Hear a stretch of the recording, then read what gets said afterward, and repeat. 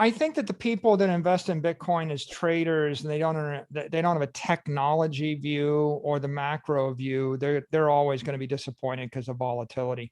And there's almost like four sets of people that buy Bitcoin. There's the ideologues. They buy Bitcoin as an expression of freedom and property rights and truth and justice. And from their point of view, it's just right or wrong. You're either on the right side of the history or not. They have a long time, call them 100-year time frame. Then you have the macroeconomic buyers. I bought it as a non-sovereign store of value monetary inflation hedge. And I've got a long time frame. I'm looking out 10 years. As long as inflation keeps coming, I'm holding, and it's like X% of my portfolio, and I'm just holding. I'm not using it to buy coffee next week or pay my bills this year. They're okay. If you have strong macroeconomic conviction, when you start thinking about what happened to people in Lebanon, Syria, Argentina, and Venezuela, and Zimbabwe by holding a weak currency, it stiffens your resolve. And you think, I don't want to be that. I want to hold a strong currency or a strong asset. So they're okay. Then you've got the technology investors.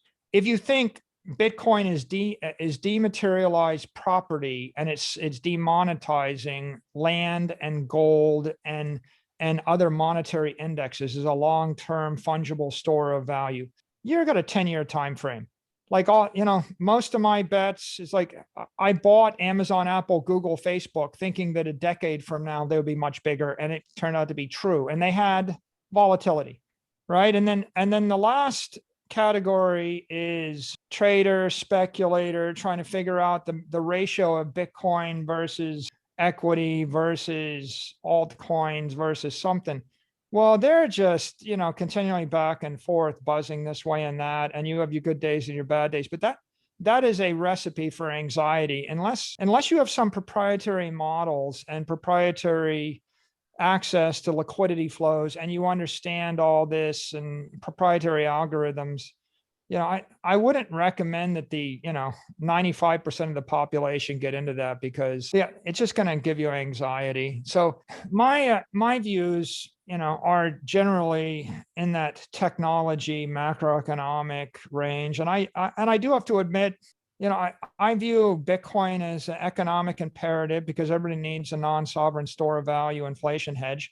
I view it as a technology imperative because I think that the most powerful idea is putting digital property into 8 billion iPhones and Android phones. It's a lot better idea than putting digital photos or digital videos.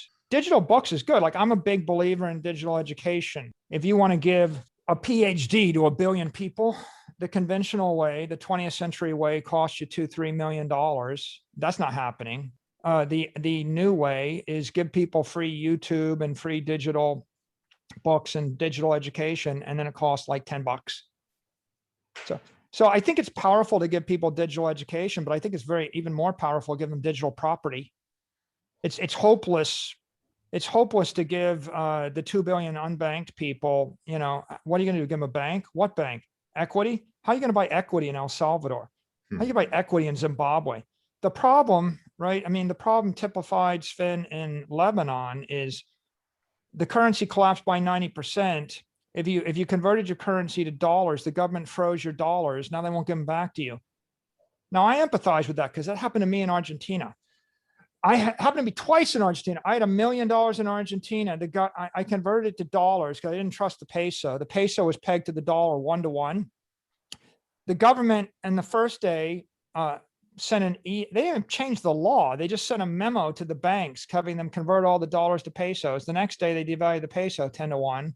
And I had $100,000 in pesos, and it was still locked up in capital controls in Argentina. So I have a healthy degree of fear of liquid assets sitting with central custodians in developing nations.